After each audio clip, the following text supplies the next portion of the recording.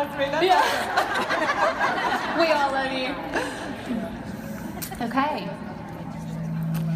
You guys are the leaders. You are impacting lives. You are the hungry ones. And you are the ones with influence. Have you all ever heard the story of the chicken and the pig? The chicken and the pig were super great friends. One day they were taking a nice leisurely stroll, and the chicken says to the pig, "You know what? I've been thinking. We should open up a restaurant together." The pig says, "Sounds like an okay idea to me, but what will we call it?" "Well, been thinking about that too. How about ham and eggs?" The pig whips his head around and says, "Ham and eggs? You would be involved, but I would be committed." There's a huge difference between being involved in our business and being committed to our business. We know that, right? Commitment is a choice. It's a mindset. It's an attitude that failure is not an option. In our journey with Plexus, there's going to be several huge moments, but there is one moment that will stand out far and above the rest, and that is the moment that you say, "This is it for me. This is my opportunity, and I will do whatever it takes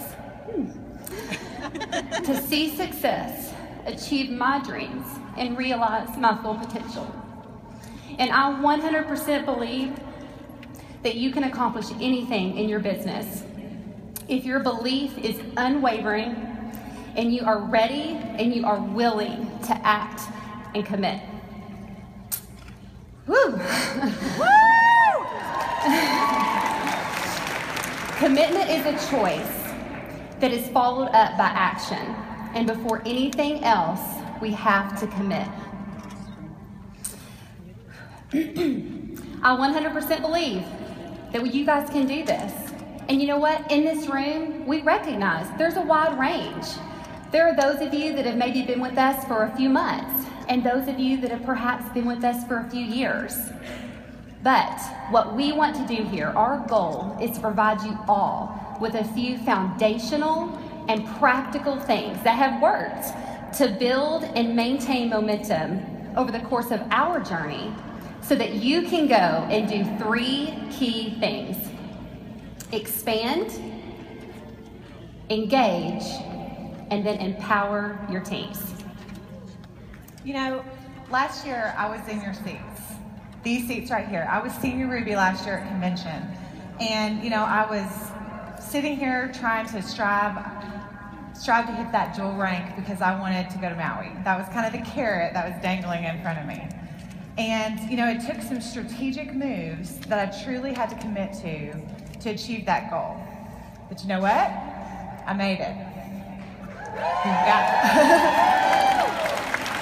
So let's talk about a few of those key moves. Tamara talked about, we're going to talk about 3 E's, and I'm going to start with expand. Let's focus on that first point right now. So rewind 12 months. I'm sitting here with my team at convention. I'm listening to Sheila Medina talk about the power of 3 and thinking, I just really don't know anybody else that wants to be a part of Plexus. I've been putting it out there on Facebook for a year. I've been calling people. What am I going to do? You know, I mean, does anybody feel that? Do they ever feel like, oh my gosh, I'm like, I don't know who else to tell about it. I'm stuck. Anybody? Oh, yeah. Are you Yeah. hitting my chair? So I'm here to tell you, get that false message out of your head, okay? I promise you, there are plenty more people in need of these products and in need of this opportunity, and it's up to you to tell them. So if you want to continue to expand your team, you need a prospecting list, okay? You need a list of people that you would love to have on your team. So ask yourself, who do I know who's health conscious, wants more energy, maybe has school loans to pay off, is entrepreneurial? Who do I know who's a hairstylist, a personal trainer, a stay-at-home mom, a former network marketer? Those are the people that should be on your list. Ask yourself, who do I see like at the gym or picking up my kids at daycare? Again, those should be on your list. Yeah, who do you know who has a strong network? a large family and friend base who is compassionate, genuine, passionate about life. If you're sitting there right now and there are names that are coming to mind, I want you to jot those names down. Those people could be your next rock stars, but they won't be unless you do three things. Unless you identify them, build a rapport with them, and get bold and tell them about Plexus. You really want a large list of potential business partners. We like to say like 200 plus. And you need to go through, so get your list of 200, go through and identify those top 20%, top 10%, so your top 20 people. And those are going to be the 20 people that you approach first. Okay, did y'all hear that? You're actually going to have to do something with your list. Don't do what I did, okay? Pretty early on, I sat down, I wrote name after name after name. Everyone in my warm market to my not so warm market and pretty much everything in between. Then what did I do? Gave myself a big pat on the back. Super proud of myself. Made the list.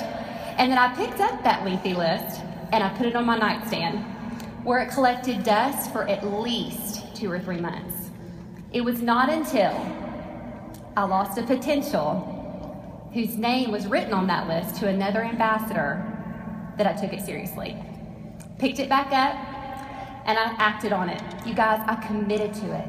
I began consistently and persistently reaching out to people whose names were circled on that list. And that is when I truly started to see momentum begin to build. So my question is for y'all, do you have an ambassador prospect list? If you don't, that is your assignment right after this session. Don't pass go, don't collect $200, make that list. And then I want you to put it in a place that you see it daily and you feel burdened by it, okay? And that list needs to be updated frequently. So some of y'all may have had a list, but if it's 6 months old, that doesn't count. I want a new list. I want it updated frequently because hopefully you're deleting people because they're joining your team. I keep my list on my phone in my notes section, and it may be that I just see somebody somewhere and I'm like, ooh, they would be good. So I put them in my notes section on my phone so that I kind of look at it and I'm going to be purposeful about connecting with those people. So you've heard a dream without a plan is just a wish. And we're not going to have a room of wishful thinkers in this room today. So I want you to take that dream team list, your top 20 out of the 200, and I'm going to have y'all do something with it. So what do? There's several different paths to connecting with the people on your list, how you're going to connect with them to tell them about the Plexus opportunity, depending on how you know them. Yesterday, Rebecca Boone was on stage in the Diamond panel, and she was one of my first people that I reached out to with kind of a cold email. As far as she had never asked me about Plexus, I knew that she, we grew up in the same town, same church, but we were separated by like about a decade. We didn't really have life experience together, and at the time she was living in Pennsylvania. But I knew she was very active on social media. Every time she posted, cute pictures of her kids, she would get 150 likes and 50 comments. I knew she had done network marketing before, so she kind of had the vision. And I knew she wanted to get back to her home state of Arkansas. So that was kind of a ding, ding, ding. That is the type of person you want to go after. So I sent her a message about Plexus. I was wanting to say I sent a short message, but yesterday she gave me away. And so I sent her like 3 pages. So I sent her that message and I just told her, hey, this is why I think you would be great at this. She'd seen my post and seems like, seen pictures and me talking about things. And so I said, this is why I think you'd be great, and can we talk about it? And we met several times. I gave her a sample, and 2 years later, she was my first diamond. Sending emails and Facebook messages for people that are on my prospecting list is now part of my regular business practice.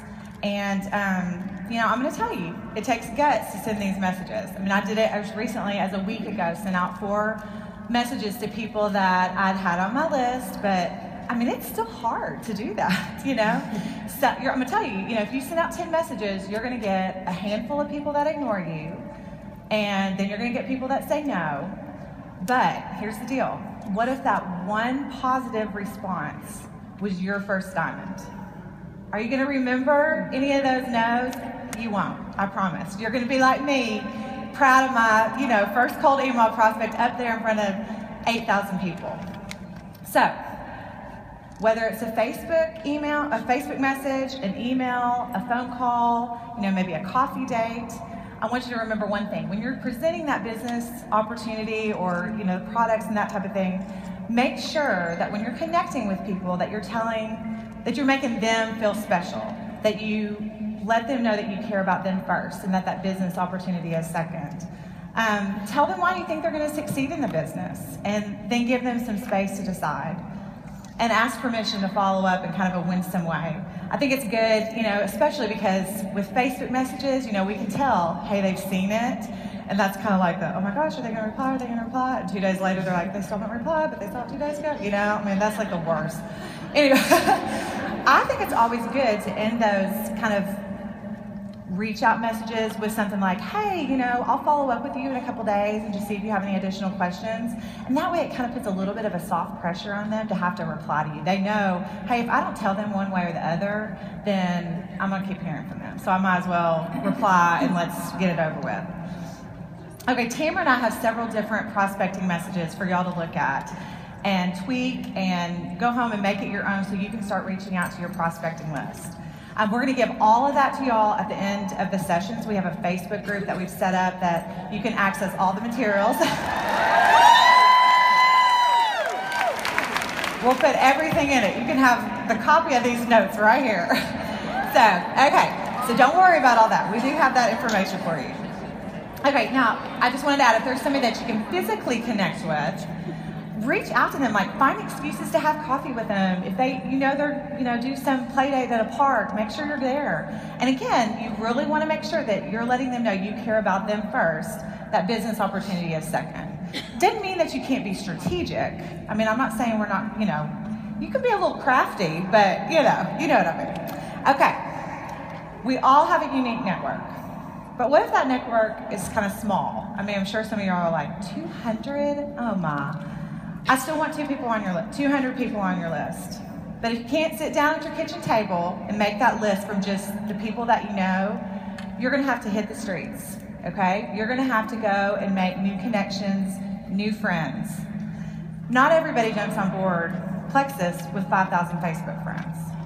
Tamara and I, when we were talking about, the presentation and stuff, she told me when she joined Plexus, she had 311 Facebook friends. 311. Y'all, she is on the top of the leaderboard every single week. I think she had 500,000 convention credit points. She didn't sit around and complain and say, I put a couple of messages out on Facebook and nobody replied. No, she worked for it.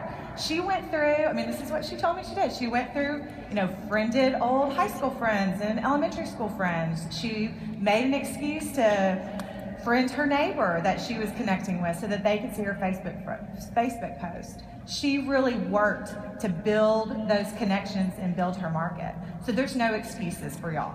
No excuses for any of us. It's really a challenge to me too. All right, so let's look at a few ways, simple ways that we can meet new people. So if you're at 311, let's figure out how we can bump that up, okay? How we can expand market, because we want to tell people about this amazing business opportunity. All right, first, you need to be a walking advertisement for Plexus, okay? We've got, I'm sure if you've been to the store, you put a t-shirt on, go buy one of those shirts and wear it to the grocery store. And I promise, when you're in line someday at the grocery store, somebody's gonna be like, now what is Plexus? Great, you've got an opportunity to tell them. I actually have a couple people in my downline that's how they met, in the line at Walmart. And I think, she's gold now, and she just kind of heard her talking about it and asked her about it, and boom, there you go, okay? Mix your Slim up in the break room, or take block before you're out, when you're at lunch with your girlfriends, and let them ask you about it. You don't have to say, let me tell you about Plexus Slim. Just do it, and they're gonna ask you about it. That's easy. Make them ask you, all right? Mention how much more energy you have when you're at your son's third baseball game of the night, and let people say, well, gosh, you used to always complain about being tired. Why do you have so much energy? Chat it up with the mailman when you're sending out Plexus samples. Go join a book club. Go to story time.